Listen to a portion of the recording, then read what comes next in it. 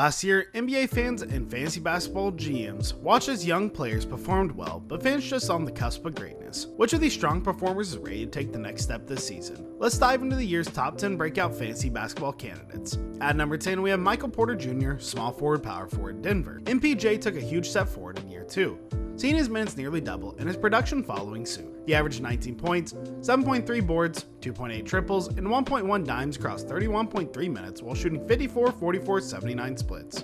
MPJ's playing time wasn't always consistent, nor was his production on a nightly basis. Heading into the third season, however, he could rise into the top 15 if he continues to ascend and sees more consistent court time. At number 9, Jaren Jackson Jr., power forward center, Memphis. JJJ appeared in just 11 games and logged 23.5 minutes per game last season, but he was highly productive in his limited time. In that brief stint, Jackson averaged 22 points, 8.7 boards, 2.5 blocks, and 2.4 triples per 36 minutes. His role is expected to increase this season, assuming he's fully healthy, and with Steven Adams replacing Jonas Volusianis in the starting 5. JJJ will likely be relied on more to play outside as a stretch 5.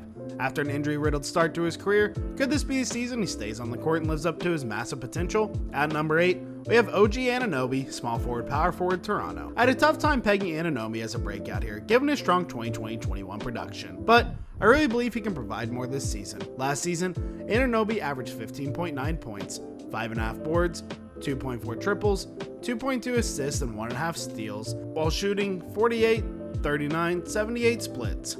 He's got an all-around game that lends itself with the fantasy hoops, and with Pascal Siakam out for the first 2 to 3 weeks of the season and another year of growth, Anunoby is poised for top 40 production. At number 7, we have DeJounte Murray or Derek White, point guard, shooting guard, San Antonio Spurs. Both San Antonio guards are poised to post huge numbers this season. The question is, which one will be best for my team? Murray is long and can provide an enormous boost in rebounds, typically a non-guard category. White, on the other hand, can provide useful blocks, also a typical non-guard category. Both are solid options in 2021-22, ranked within a few spots of one another. At number 6, we have Robert Williams III, center, Boston. Didn't we just witness the Time Lord's breakout? Not quite.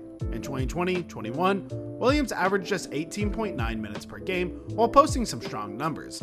The scary part? He's got a lot more room to grow. Williams wasn't played consistently, but when given the minutes, he showed out. In 11 games with at least 25 minutes, Williams averaged 11.5 points, 9.3 boards, 3.6 dimes, 2.5 blocks, and 1 steal across 26.7 minutes per contest. It's a small sample size, but Williams has been productive per minute player throughout his career. With a new contract and additional opportunities for minutes, the sky's the limit for the 23-year-old big man, assuming he can stay healthy. Robert Williams has shown flashes of greatness many times, and this season could be one of the ones that he breaks out in. At number 5, we have Isaiah Stewart, power forward center, Detroit. Stewart had a huge rookie season, averaging 7.9 points, 6.7 boards, and 1.3 swats while shooting 55.3% from the floor across 21.4 minutes. In 14 games as a starter, those averages rose significantly to 12.7 points, 9.4 boards, and 2.1 blocks while shooting 56.8% from the field across 29.2 minutes per contest. Mason Plumlee is out the door, and despite the addition of Kelly Olynyk, Stewart should be Detroit's starter in 2021-22. A sophomore breakout is imminent. At number 4, we have Jakob Poeltl, center, San Antonio Spurs. Poeltl isn't going to make any team he's drafted to seem glamorous, but he's a blue-collar grinder who gets the job done where you need it. Across 52 starts last season,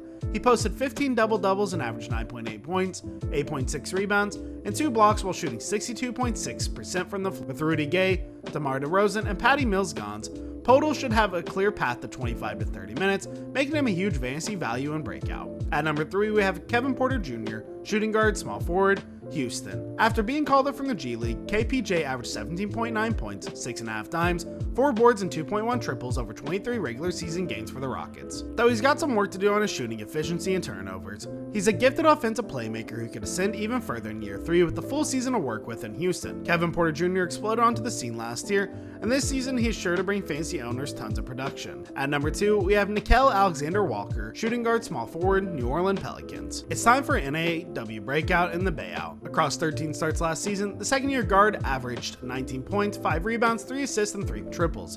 It's a small sample size, but in those 13 contests, he had 2 huge games in which he posted 30 and 37 points. At number 1, we have Tyrese Maxey, point guard, shooting guard, Philadelphia. If Maxey remains with Philly and sees additional runs, he's got breakout potential in spades. Last season's stats in 8 starts: 18.6 points, 4.3 rebounds, 3.9 dimes, 1.3 triples, and 50, 33, 85 shooting splits across 31.6 minutes. Maxey could step in admirably as Philly's next starting point guard and provide fantasy managers with valuable production. The best part, he'll likely come cheap in fantasy drafts. Well guys, thank you so much for making it to the end of the video.